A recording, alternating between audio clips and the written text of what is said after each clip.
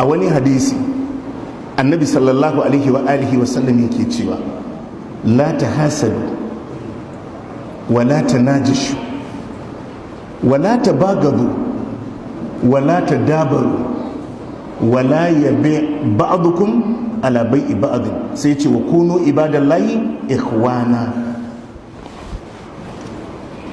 annabi sallallahu alaihi wa alihi wa sallam yace la tahasadu, kar sashin ku ya dinga hasada masashi.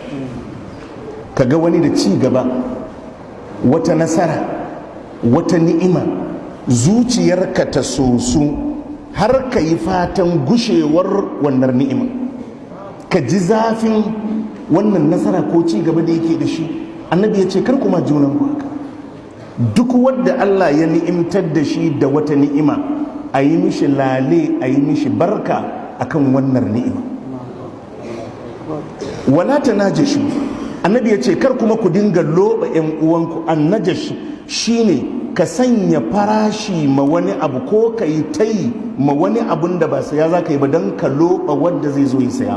wataƙila wadda ka mai wannan tayin, idan wani ya zo sai ya ce mishi ai an taya kaza ma ban sayar ba.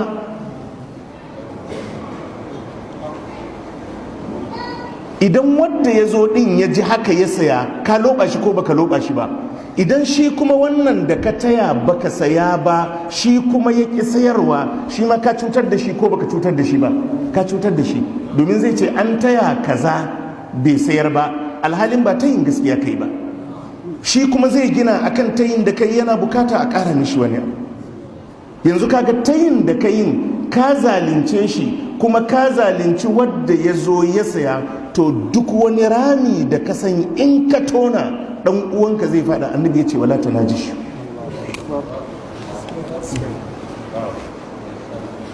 wala tabagadu, annabi ya ce kar ku dinga kiyayya a tsakaninku haka siddan. yanzu inda wani zai daga hannu ya ce bari ya yi tambaya, sai kaga wani bayi so, kuma ba abin da ya mishi. wala tabagadu, kar ku dinga kiyayya a tsakaninku, ku dinga kin junanku. idan laifi wani ya maka, to ka tsaya ka yi adiresin ɗinsa. idan kai ka yi laifin, ka ba da haƙuri. wani ya afu wani ya su ban da ƙiyayya. wala ta dabaru, annabi ya ce kar kuma ku juya ma junanku baya. kowa a ce ya je yana harkarsa, ka san wani haka zai gaya ma ɗan uwansa, daga yau ba ni ba kai, kai hidimar ka ne hidima na.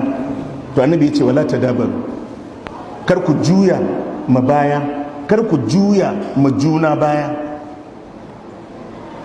kar ka ce yi harkarka in yi harkata. wala ya bi ba'dukum ala bai'i ba'd, annabi ya ce kar kuma sashi yayi ciniki akan cinikin sashi. wani ya shiga ciniki, kar ka zo ka shiga, zai so rai, zai haddasa gaba, zai iya haifar da rashin jituwa. to yanzu don Allah yan uwa, akwai wata kofa da za ta fasa kan musulmai da aka barta a buɗe? duka an rufe.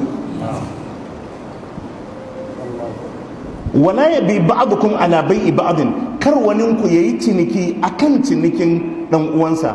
annabi sai ya ce wa kunu ibadallahi ikhwana, ku zama bayin Allah yan uwan juna. al muslimu akul muslim, annabi ya ce musulmi dan uwan musulmi ne. la yazlimuhu, bai zalintarsa.